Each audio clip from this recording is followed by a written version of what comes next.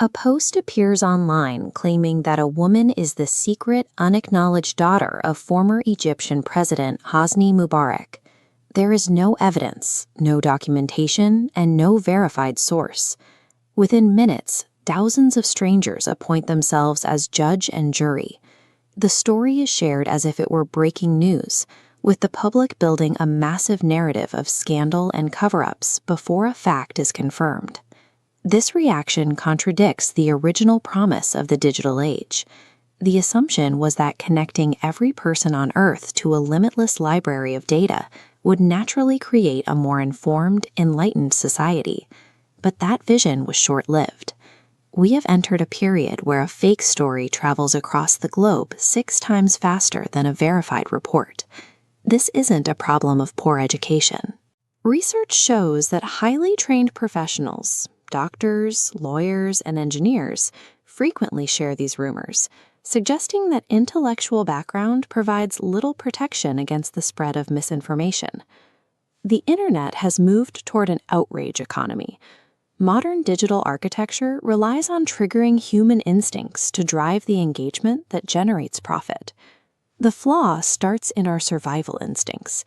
Since the earliest days of human history, our ancestors survived by prioritizing negative information. This negativity bias means our brains are biologically hardwired to notice threats more than rewards.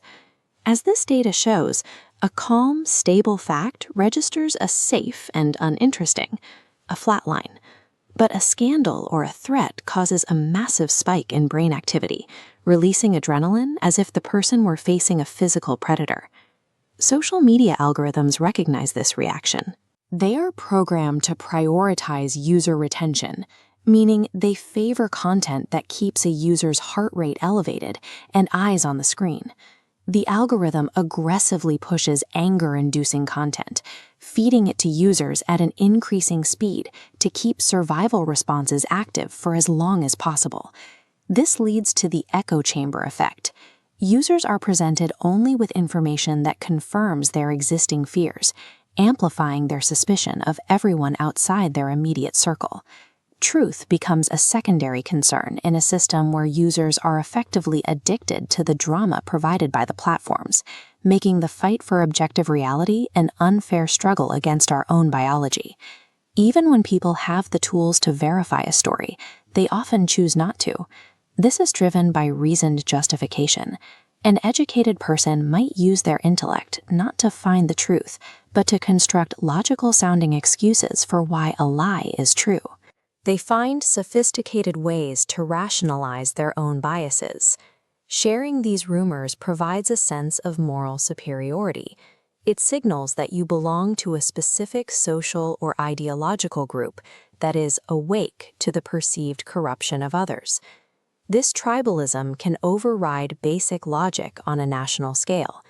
When internal groups are deeply divided, they become vulnerable to disinformation planted by external actors. People may willingly believe propaganda from a historical enemy if that propaganda confirms their frustrations with their own leaders. They choose to trust a hostile source because it says what they want to hear. The desire to win a narrative battle has eclipsed the duty to respect the sanctity of the truth.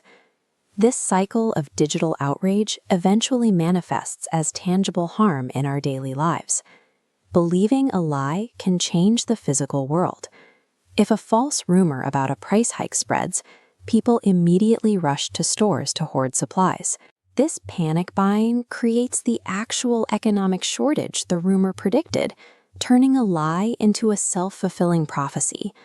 We are normalizing a state of permanent suspicion and digital mob justice, passing this environment of toxic mistrust down to the next generation. Systemic solutions often struggle because trust has eroded so deeply. In 2021, the Egyptian government officially denied a rumor about new mobile fees, yet the exact same fake story resurfaced in 2026 and was widely believed again. For a skeptical public, an official denial is often viewed as a defensive cover-up rather than a correction. Standard media literacy education also faces limits. No classroom lesson can easily override the raw biological rush of adrenaline that triggers when we see a headline that makes us angry. The only effective defense is a personal one. You must learn to recognize when your survival instincts are being manipulated. When a headline makes your pulse race, the most rational action is to step away from the keyboard. Protecting your private mind from the digital flood requires a choice. The truth is often boring, while the lie is thrilling, but resisting the outrage is the only way to